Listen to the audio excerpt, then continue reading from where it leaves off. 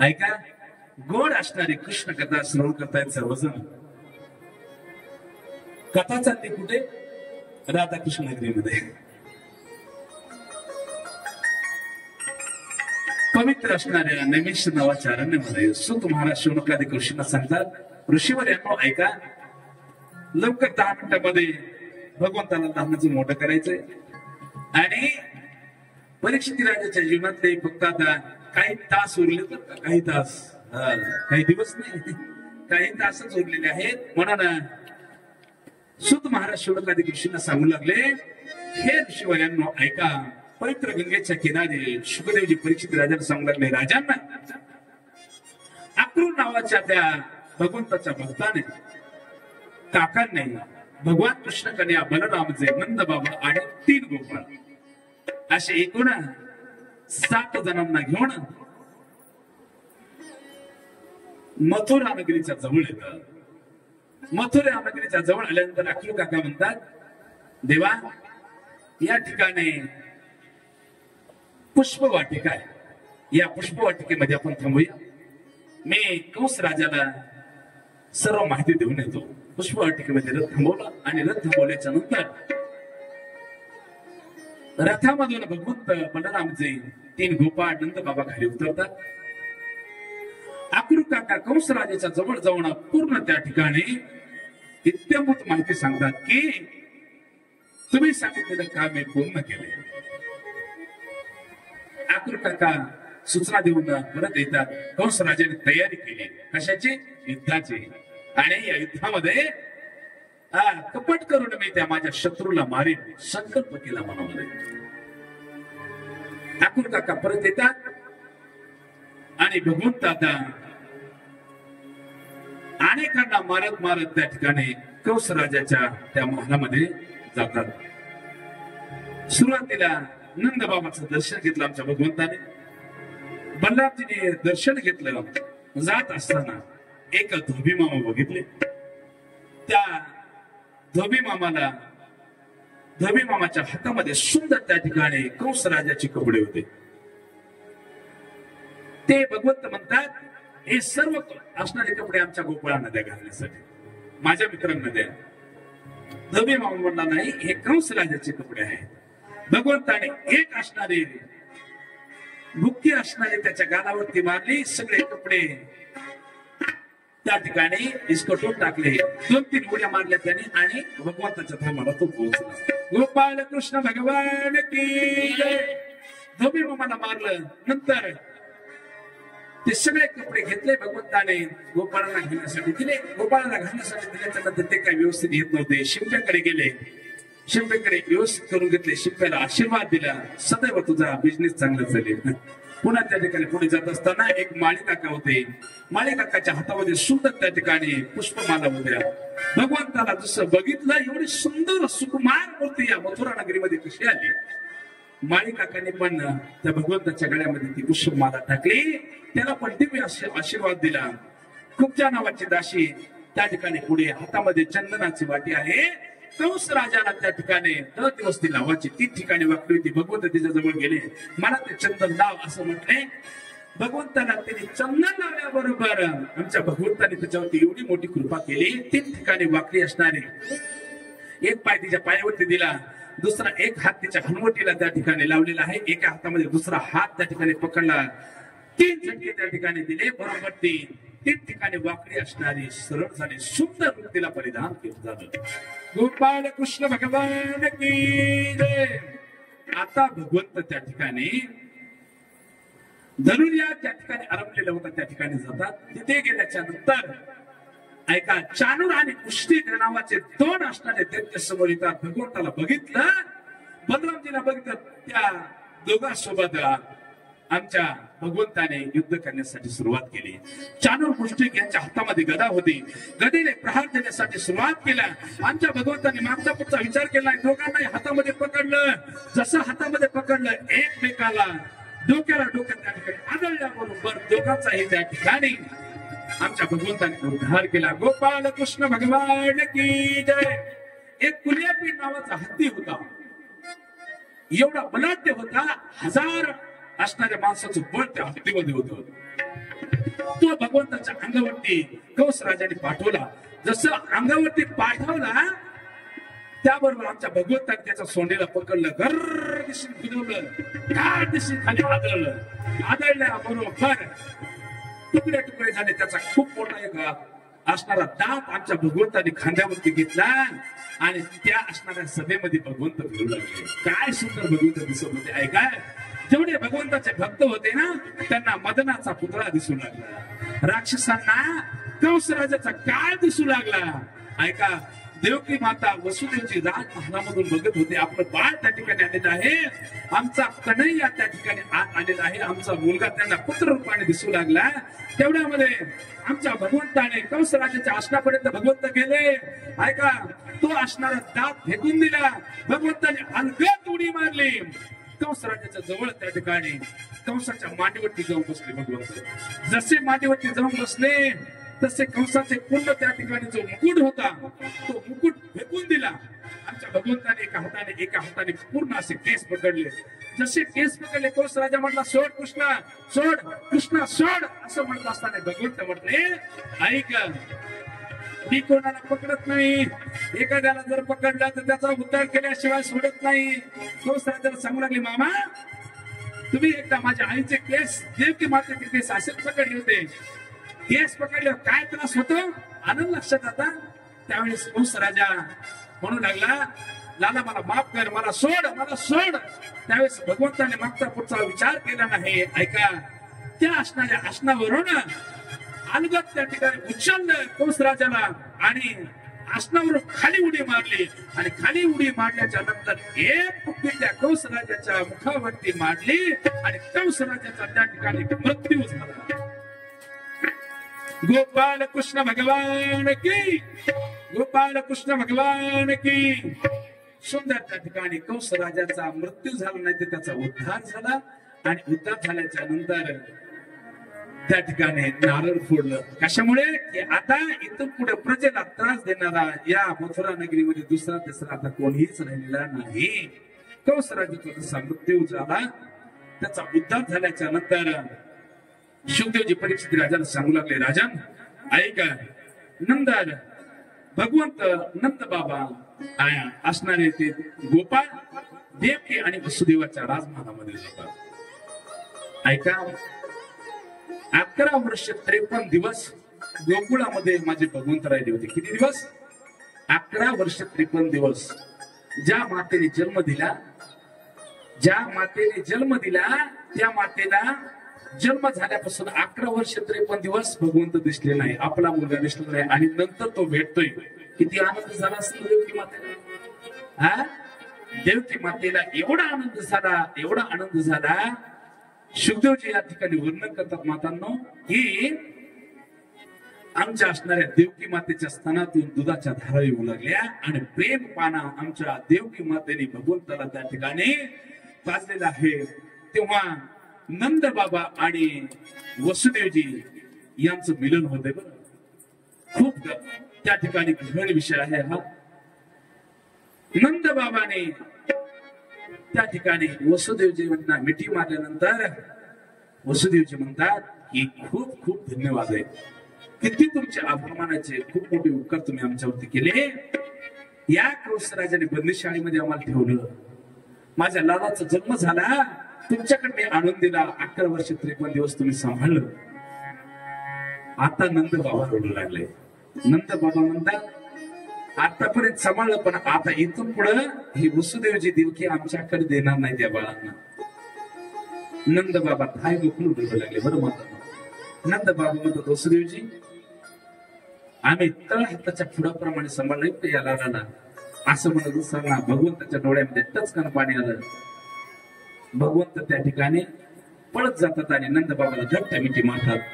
बाबा ऐका, काही दिवस राहील बरं या ठिकाणी, तुम्ही इथून परत गेल्याच्या नंतर जर माझ्या मैयाने विचारलं लाला कसा आहे आणि कुठं आहे तर माझ्या मैयाला पण सांगा की काही दिवसांनी तो परत येईल. नंद बाबा म्हणले ठीक आहे. पण नंद बाबा त्या ठिकाणी वसुदेवजीचं त्या ठिकाणी दर्शन घेतात, रथामध्ये जाऊन बसतात. 3 गोपाळ त्या ठिकाणी सोबत आहेत आणि रथ निघाला, एकमेकांना काहीच बोलले नाही. भगवंत इकडे लहानाचे मोठे होऊ लागले. रथ गोकुळ नगरीमध्ये येतो आणि आल्याच्या नंतर यशोदामाईने बघितलं तर काय, रथामध्ये फक्त नंद बाबा आहेत आणि 3 गोपाळ आहेत, बाकी कोणीच नाही. शुद्धजी वर्णन करतात, राजान त्या असणाऱ्या नंद बाबाला यशोदामाईने एवढ्या शिव्या दिल्या, तुम्ही एकटे का परत आला, आपल्या बाळाला का ठेवून त्या ठिकाणी आला. प्रेम होतं बरं बाळावरती. शुद्धजी म्हणतात, इकडे दर दिवस सर्व गोपिका यशोदा मैया फक्त आणि फक्त कृष्ण कृष्ण कन्हैया कन्हैया कनवा कनवा म्हणायचे. यशोदा मैयाने तर सुंदर एवढा पाळणा बनवला होता. दर दिवस लटकच म्हणायची, माझा दादा या पाळण्यामध्ये झोपलेला आहे बरं. आणि दर दिवस त्यालाच त्या दोरीने अंगाई गायची आणि तिला असं वाटायचं, माझा दादा माझ्या या पाळण्यामध्येच आहे की काय. इकडे मथुरा नगरीमध्ये भगवंत लहानाचे मोठे होऊ लागले. गुरु शिक्षणासाठी सांदीपानी ऋषीच्या आश्रमामध्ये भगवंताला ठेवलं. पूर्ण 64 दिवस फक्त ठेवलं. पण 64 दिवसामध्ये भगवंताला सर्व विद्या त्या ठिकाणी अवगत झाल्या. वास्तविक भगवंताला शिकण्याची गरज आहे का? शोधानो नाही. तो जगाचा मालक आहे. पण लोकहितासाठी जरी शिक्षण मंत्री एखादा जरी असला तरी त्याच्या मुलाला पण शाळेत जावं लागतंय, हे आमच्या भगवंताला माहित होतं. भगवंत म्हटले, जरी मी देव असलो तरी मला पण गुरु करावं लागतं, शाळेमध्ये जावं लागतं. म्हणून त्या ठिकाणी आश्रमामध्ये भगवंत राहिले आणि पूर्ण शिक्षण पूर्ण झालं. पुन्हा परत येतात, आई वडिलांचं दर्शन घेतात. भगवंत आता लहानाचे मोठे झाले आणि भगवंत लहानाचे मोठे झाल्याच्या नंतर सज्जन हो ऐका, पुढची कथा एवढी सुंदर आहे. शुद्धजी वर्णन करतात, राजान एके दिवशी भगवंत सर्व मथुरावासियांना एके दिवशी प्रवचन सांगू लागले. रात्रीच्या समयाला सगळ्यांनी प्रवचन ऐकलं. गोड असं अमृत पान त्या ठिकाणी बाजू लागले. मी गोकुळ नगरीमध्ये काय काय केलं, कोणते कोणते गोपाळ माझे मित्र होते, कोणत्या कोणत्या गोपिका त्या ठिकाणी रासलीलेमध्ये सामील झाल्या होत्या, काय माझ्यावरती प्रेम केलं, हे सगळं ऐकत असताना सगळे मथुरावासी जेवढे होते सगळे त्या ठिकाणी गोड कथा ऐकून त्याच मंडपामध्ये झोपले. ऐकताय ना? त्या मंडपामध्ये झोपी गेले आणि झोपल्यानंतर प्राप्त काळी सकाळी उठून बघतात तर मथुरा नगरी कोणालाच दिसली नाही. अशी काय नगरी दिसली, एवढे खूप मोठमोठाले महाल दिसू लागले, राजवाडे दिसू लागले, पण एकाही घराला त्या ठिकाणी दार दिसलं नाही. संपूर्ण दार कुठे म्हणून द्वार कहा आहे, द्वार कहा आहे, द्वार कहा आहे, त्या नगरीला नावच त्या ठिकाणी द्वारका असं त्या ठिकाणी ठेवलं.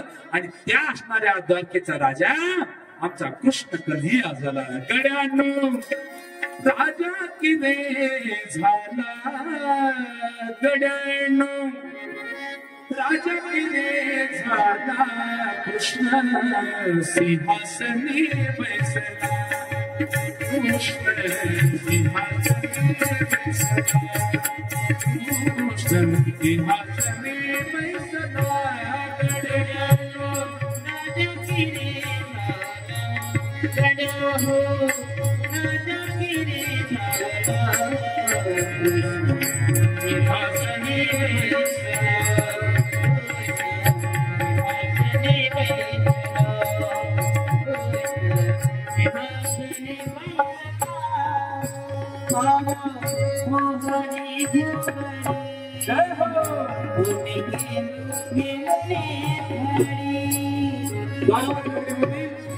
सर्व असणारे नागरिक होते. उच्च आसनावरती कृष्ण कन्हैया त्या ठिकाणी बसले. द्वारकेचे राजे झाले. सगळ्यांनी पुष्पांचा वर्षाव केला आणि सुंदर त्याचं वर्णन केलं. मोहनी घुंगरी खेळून मुने हरी नाचा पावला देवनी कृष्ण अमृत किरे गड्या हो गड्या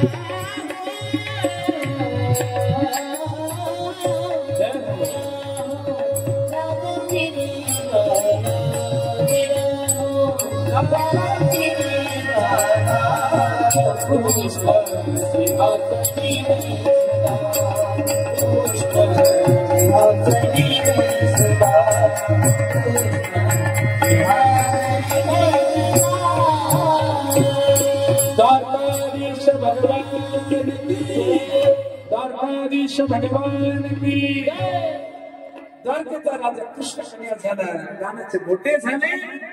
पण आता या कृष्ण कन्यालाच त्या ठिकाणी 2चे 4 झाले पाहिजे. म्हणून त्या ठिकाणी वसुदेवजी दिनकी म्हणू लागले, आमच्या बाळाला कोणीतरी स्थळ आणा.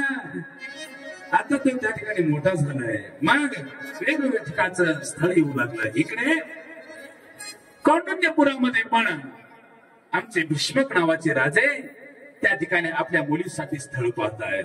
सुंदर शुद्धजी वर्णन करतात. राजा सीत भीष्म कोण विदर्भाधिपती महान तस्य पंचाभवन पुत्रा कन्यकाचवरानन.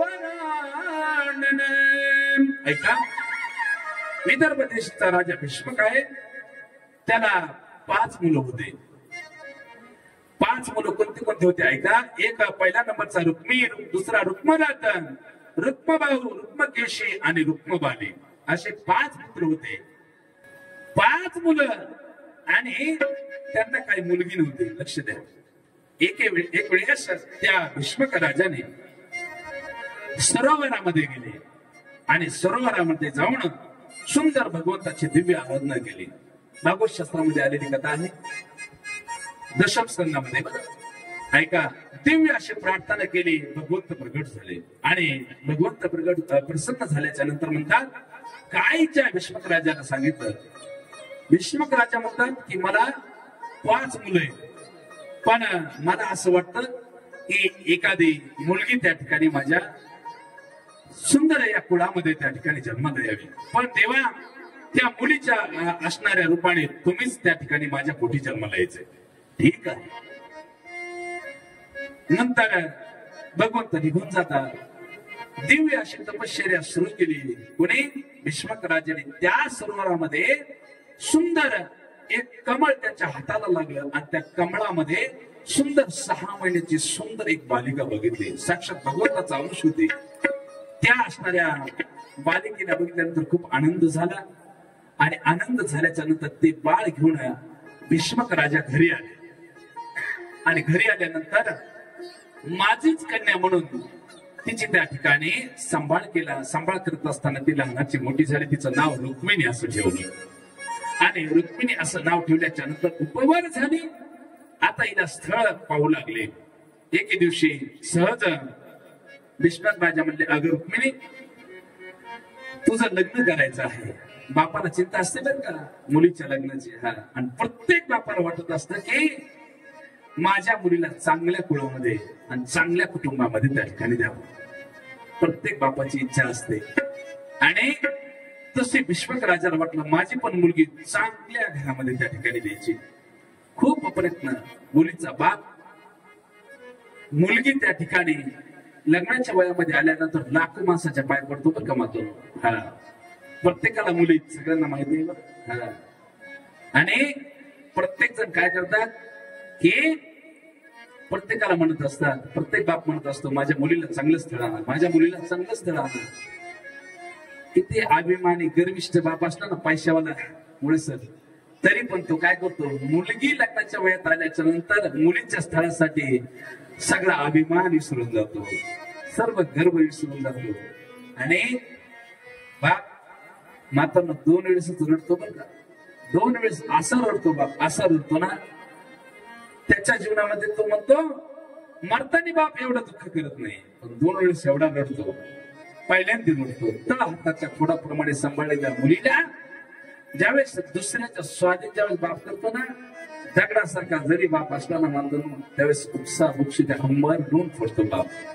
हंबरडून त्या ठिकाणी रडतो आणि अजून एक वेळेस रडतो. ज्यावेळेस स्वतःच्या मुलाचा सांभाळ केला ज्या बापाने, तोच असणारा मुलगा ज्यावेळेस म्हणतो ना बाबा माझ्या घरातून तुम्ही आता बाहेर एखाद्या वृद्धाश्रमात जाऊन राहा किंवा दुसरं कुठतरी त्या ठिकाणी तुमची व्यवस्था करतो, त्यावेळेस एक बाप रडत असतो. 2 वेळेस सरांनी सांगितलं ना आता काय असतो बाप.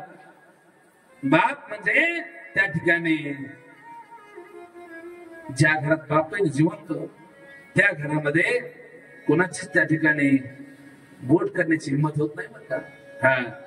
पण ज्या घरात बाप नाही ना त्या घरामध्ये त्या कुटुंबाला खूप आधाराची गरज असते. आणि ज्यावेळेस तो बाप आपल्या मुलीला दुसऱ्याच्या स्वाधीन करतो ना, त्यावेळेस तो म्हणत असतो, माझ्या सोनलीकडून माझ्या चिमणीकडून जर काही चूक झाली ना, ती पदरात घ्या बरं, आणि मला त्या ठिकाणी काही जरी माझ्या मुलीतून जर चुकलं ना, तर मला ती गोष्ट सांगायचं, असं त्या ठिकाणी तो म्हणत असतो.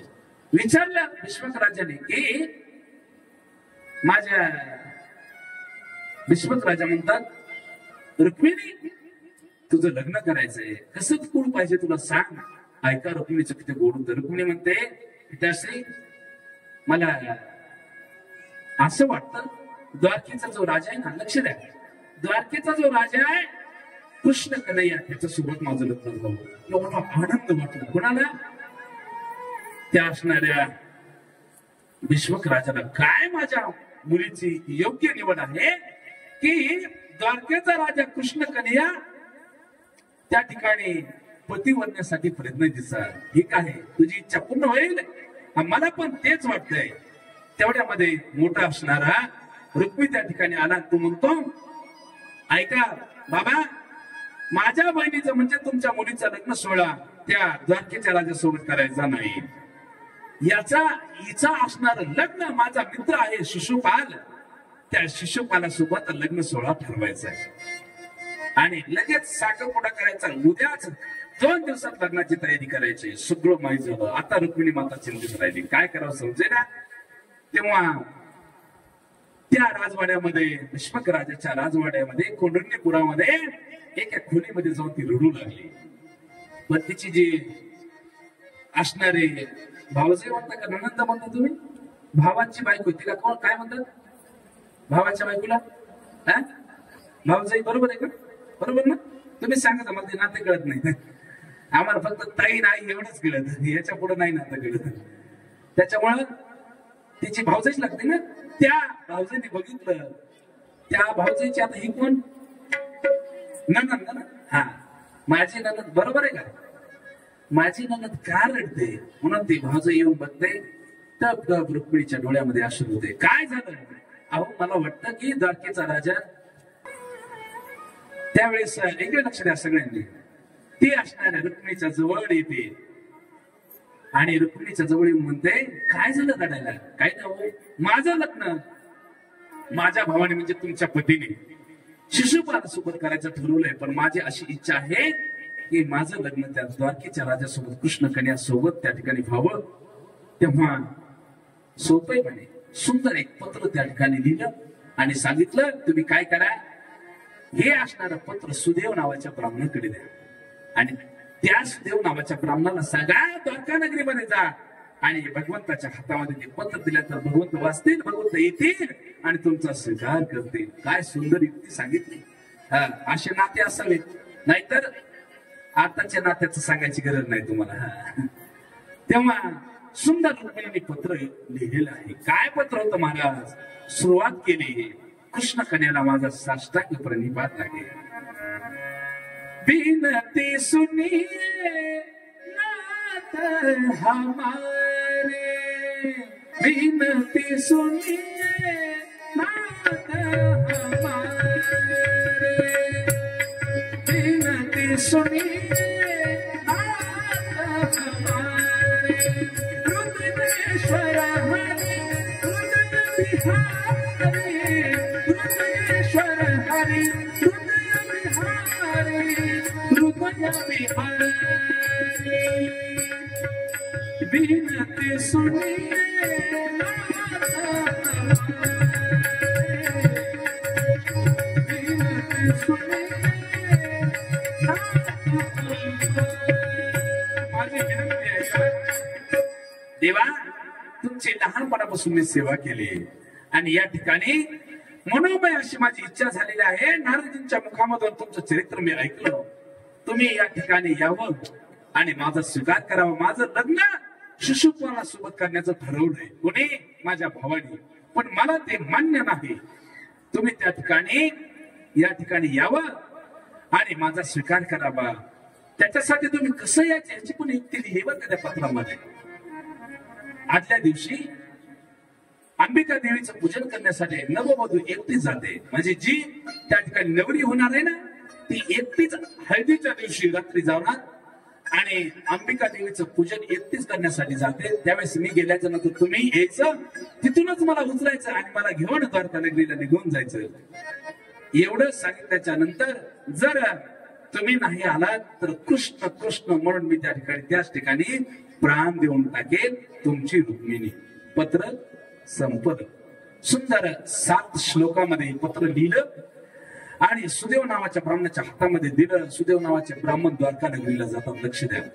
आणि पत्र हातामध्ये पडल्याबरोबर ऐका भगवंत तयारी करतात. निघण्याची तयारी करू लागले. इकडे काय झालं, शिशुपालासोबत लग्न ठरलं आणि लग्न ठरल्याच्या नंतर वराडी मंडळी सगळे त्या ठिकाणी कौंडिन्यपुराला आल्याच्या नंतर ऐका शिशुपाल नवरा तयार झाला पण रुक्मिणी नवरी तयार झाली नाही.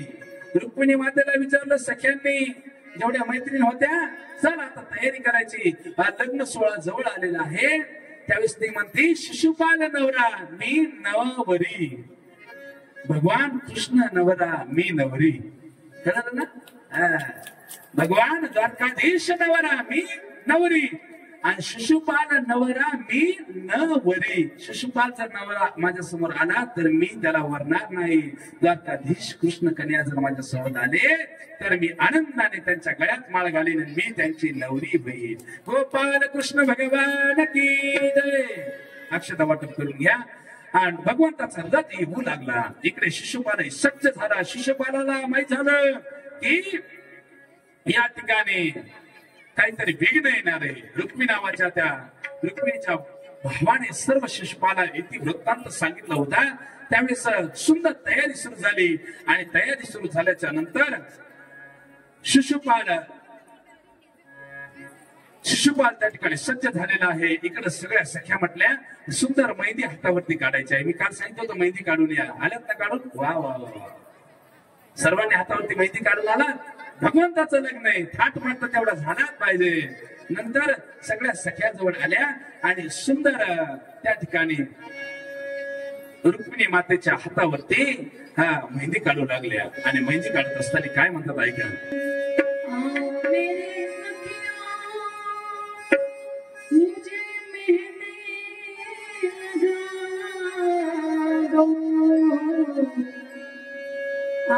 मेरी सखियों मुझे मेहंदी लगा दो, मुझे श्याम सुंदर के दुल्हन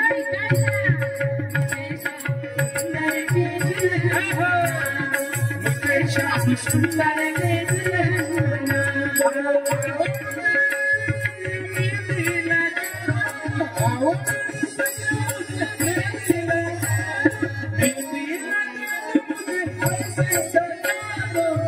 श्याम सुंदर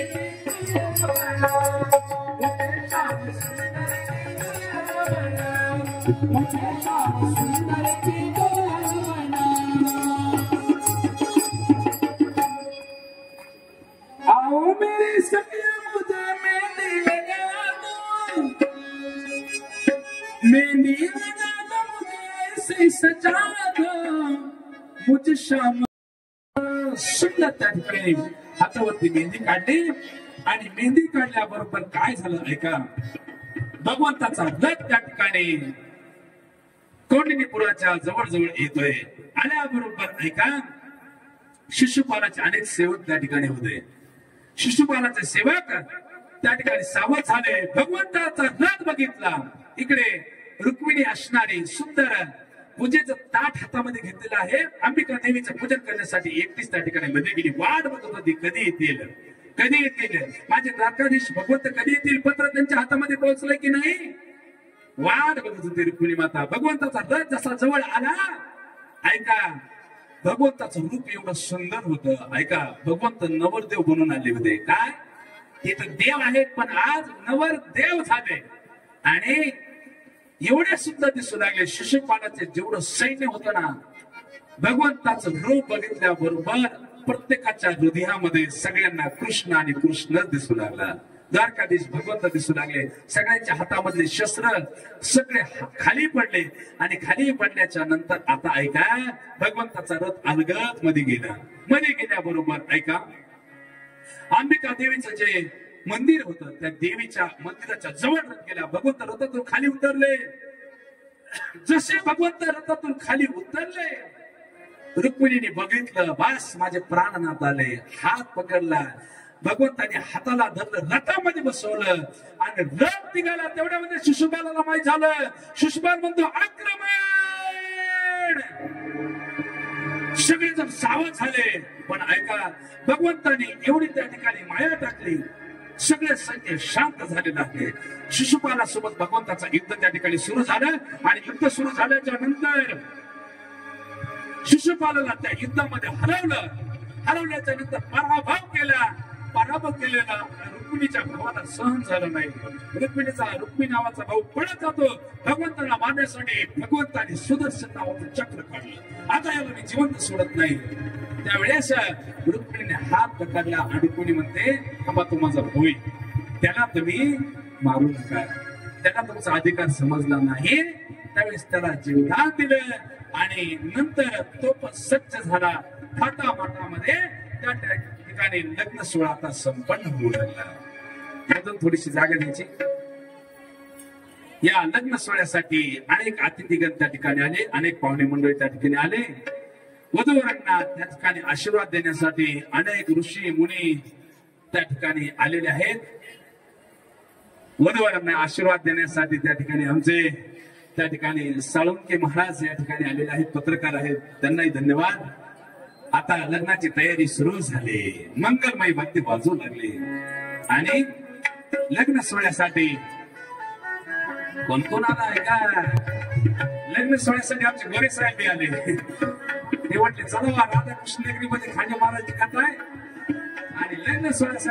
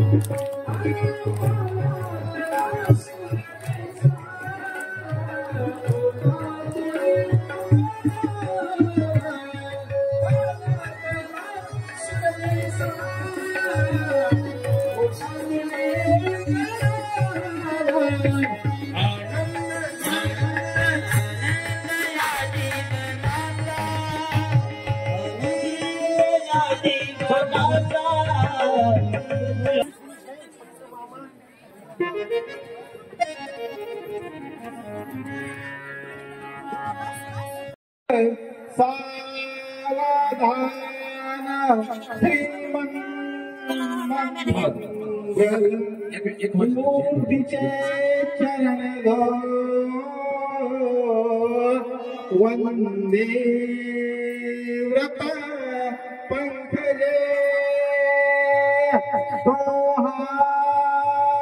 सुंदर वंदिरावरी बसे पारी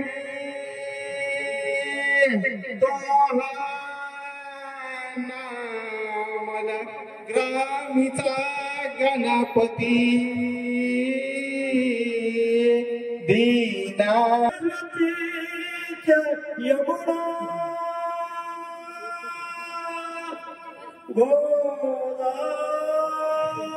गोदावरी नर्मदा कावेरी चलो महेंद्र चलो चरमती वेदिका